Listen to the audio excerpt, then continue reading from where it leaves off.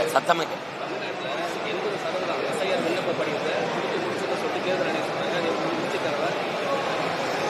நீங்க ஒரு 10 நாளைக்குல 5 கோடி பேருக்கு இந்த எஸ்ஐஆர் இந்த படிவத்தை கொடுத்துட முடியும்னா, நாங்க சாதிவாரி கணக்கெடுப்பு எடுக்க சொல்றோம்ல, அதுல என்ன 10 நாள் எடுக்க முடியறவங்களால அதையும் எடுக்க முடியாது. நீங்க அதுல இருக்கிற குளறுபடியை நீங்க பாக்குறீங்க. இதை கொடுத்து ஒரு இது கொடுத்து அதை பதிவு பண்ணி நீங்க கொடுத்தா பிப்ரவரி 7ஆம் தேதி இறுதி பட்டியலை அறிவிப்பேங்கிறீங்க. ஒருவேளை எங்க வாக்குகள்லாம் விடுபட்டுருச்சு அப்படின்னு வச்சுக்கிறீங்க, அந்த பிப்ரவரி 10-15க்குள்ளேயே நீங்க தேர்தலை அறிவிச்சிருவீங்க.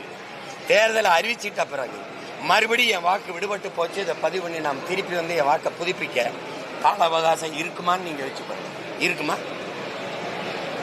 இருக்குமா?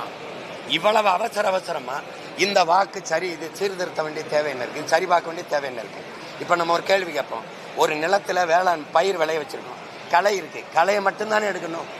மொத்த பயிரையும் அழிச்சிட்டு மறுபடியும் பயிரிடுவோம் வாங்கன்னு கூப்பிட்டா இது எப்படிப்பட்ட பைத்தியக்காரத்தனம்னு நீங்க வச்சுக்கணும். எப்படிப்பட்ட செயல்? களையை மட்டும் தானே எடுக்கணும். அப்ப எங்கெங்க தவறா வாக்கு, ஒருத்தர் 2 வாக்குரிமை வச்சிருந்தாரா அதை நீக்கு. இறந்தவருடைய வாக்கு அந்த பேர் நீக்கப்படாம வாக்கு பட்டியல இருக்கா, அதை நீக்கு. அதான வேலை. அதை விட்டு மொத்தமா அழிச்சு மறுபடியும் பதிவு செய்யணும், அதுக்கான கால அவகாசம் இருக்கா? அப்ப நீ படிவம் கொடுத்து என்ன போகுது?